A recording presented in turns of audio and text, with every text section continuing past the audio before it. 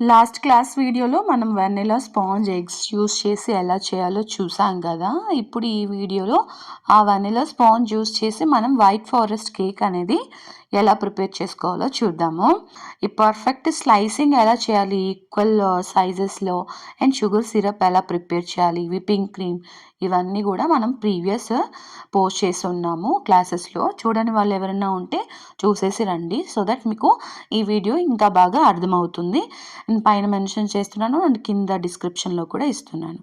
Base మీద కొంచెం apply చేసి మనము ఫస్ట్ బాటమ్ లేయర్, స్పాంజ్లో ఉన్న బాటమ్ లేయర్ ఏదైతే ఉందో అది పెట్టేసి షుగర్ సిరప్ వేసిన తర్వాత క్రీమ్ అనేది నేను ప్యాలెట్ నైఫ్తో రఫ్ మెథడ్ యూస్ చేసి వేసుకుంటున్నాను అనమాట. కొద్దిగా క్రీమ్ యాడ్ చేసుకొని కొంచెం లెవెల్ చేసుకుందాము. ప్రజెంట్ వైట్ కాంపౌండ్ లేదు కాబట్టి నేను డార్క్ కాంపౌండ్ యూస్ చేసి ఈ గ్రేటర్ ఉంటుంది కదా, మనం అల్లం తురుముకునే గ్రేటర్తో తురుముకొని ఫ్రిడ్జ్లో పెట్టేసుకోండి ముందుగానే. అవి గట్టిగా ఉంటాయి. మనము ఎప్పుడైతే లేయరింగ్ చేస్తామో, అసెంబుల్ చేస్తామో అప్పుడు తీసి మీరు ఇలాగా అప్లై చేసుకోండి. రెడ్ చెర్రీస్ కూడా అక్కడక్కడ ప్లేస్ చేసేసుకుందాం. సో నెక్స్ట్ సెకండ్ లేయర్ అనేది ప్లేస్ చేద్దాం. సెకండ్ లేయర్ ఏం ప్లేస్ చేయాలంటే, మనము స్పాంజ్లో టాప్ సైడ్ ట్రిమ్ చేస్తాం కదా, దాన్ని రివర్స్ కండిషన్లో సెకండ్ లేయర్ వేసుకోవాలి. నెక్స్ట్ ఓవరాల్ షుగర్ సిరప్ అనేది అప్లై చేసుకోవాలి. తర్వాత మనం విప్పింగ్ క్రీమ్ని సేమ్ అదేవిధంగా రఫ్ మెథడ్లో వేసుకొని లెవెల్ చేసుకోవాలన్నమాట. తర్వాత మనము ఫిల్లింగ్స్ కోసము వైట్ కాంపౌండ్ షెడ్స్, అంటే వైట్ కాంపౌండ్ని తురుముకున్న వాటిని వేసుకొని అందులో చెర్రీస్ ఉంటాయి కదా, రెడ్ చెర్రీస్ని ముక్కలు చిన్న ముక్కలుగా కట్ చేసుకొని అక్కడక్కడ ప్లేస్ చేసుకోవాలి. వైట్ ఫారెస్ట్కి వైట్ వేస్తాము, బ్లాక్ ఫారెస్ట్కి డార్క్ వేస్తాము కదా, సరేనా. థర్డ్ లేయర్ పెట్టిన తర్వాత షుగర్ సిరప్ వేసిన తర్వాత ఒక రఫ్ కోటింగ్ అయితే విప్పింగ్ క్రీమ్తో ఇలాగ ప్యాలెట్ నైఫ్తో కొద్దిగా ఎక్కడంతా మనకి బ్రెడ్ కనిపిస్తుందో కొద్దిగా రఫ్గా వేసేసుకోండి. దీన్నే మనం క్రమ్ కోటింగ్ అంటారు. క్రమ్ కోటింగ్ అంటే ఆ బ్రెడ్ క్రమ్స్ అన్నిటిని కూడా ఈ కోటింగ్లో మనం అరెస్ట్ చేస్తాం అనమాట. సో దట్ మనకి ఫైనల్ ఫినిషింగ్లో, డిజైనింగ్లో ఆ బ్రెడ్ క్రమ్స్ అనేవి కనిపించకుండా ఉంటాయి. ఇలాగ రఫ్గా వేసుకున్న తర్వాత మీరు స్క్రాపర్ ఉంటుంది కదా, స్క్రాపర్ పెట్టి ఒకసారి స్క్రాప్ చేసేసుకుందాం. అండ్ సెకండ్ టైం ఎక్కడైనా మనకి హెచ్చు తగ్గులుగా ఉన్నా, గ్యాప్స్ ఉన్నా కూడా కొంచెం క్రీమ్ అప్లై చేసి సెకండ్ టైం మళ్ళీ లెవెల్ అనేది చేసుకుందాం స్క్రాప్ చేసుకొని, ఓకేనా. సో ఈ విధంగా టోటల్గా మనము ప్రతి కోటింగ్ని 2 టైమ్స్ లెవెలింగ్ చేసుకుంటాం. ఫస్ట్ ఒక రఫ్ లెవెలింగ్, దాని తర్వాత ఫైనల్ లెవెలింగ్ అనేది చేసుకుందాం. ప్యాలెట్ నైఫ్ యూస్ చేసి టాప్ సైడ్స్ వచ్చేసి స్క్రాపర్ యూస్ చేసి చేయండి.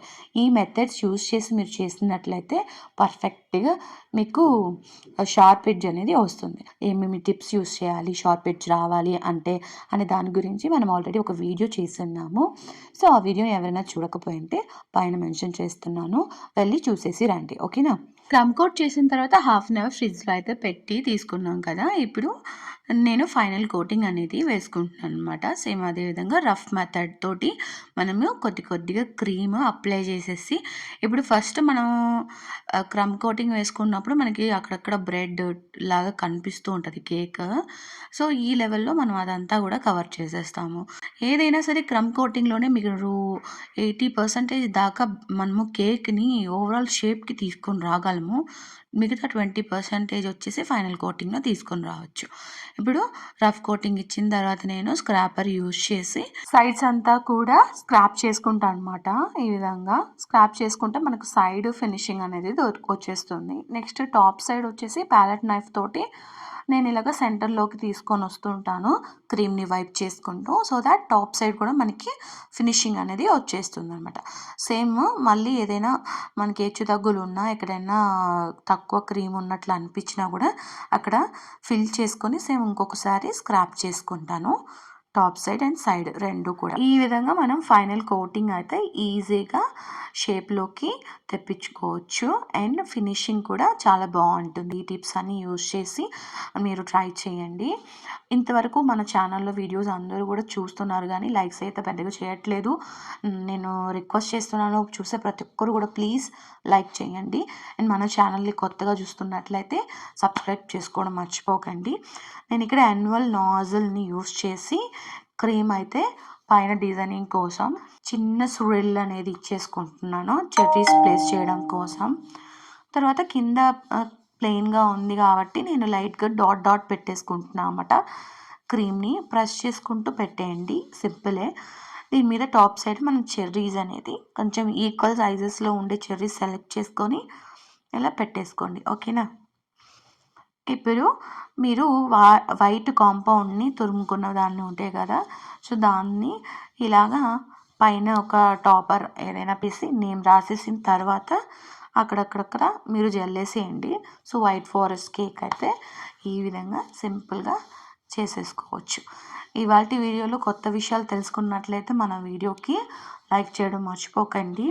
ఇంకొక విషయం ఏంటంటే మన వీడియోని ఫస్ట్ నుంచి ఎవరైతే ఫాలో అవుతున్నారో, ప్రతి వీడియోకి లైక్ చేస్తున్నారో, కమెంట్ చేస్తున్నారో వాళ్ళకి నేను ఫ్రీగా కేక్ కోర్స్ సర్టిఫికేట్ కూడా ఇవ్వాలని డిసైడ్ అయ్యాను. కాంప్లిమెంటరీగా నా సైడ్ నుంచి నా సబ్స్క్రైబర్స్ కోసం మాత్రమే. నా వీడియోస్ చూస్తూ నేర్చుకుంటూ మీరు చేసిన కేక్స్ అన్నిటినీ కూడా నాకు ఇన్స్టాగ్రామ్కి పోస్ట్ చేయండి.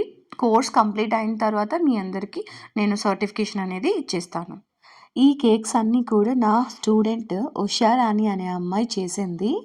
రీసెంట్గా తను ఏఎస్ హోమ్ మేడ్ కేక్స్ అనే హోమ్ బేకరీ బిజినెస్ అయితే స్టార్ట్ చేయడం జరిగింది మధురవాడ, వైజాగ్లో. నియర్ బై ఏరియాలో ఉన్న వాళ్ళు తన్ని కాంటాక్ట్ అవ్వి మీ ఆర్డర్ని ప్లేస్ చేసుకొని మాలాంటి హోమ్ బేకర్స్ని సపోర్ట్ చేయండి ప్లీజ్.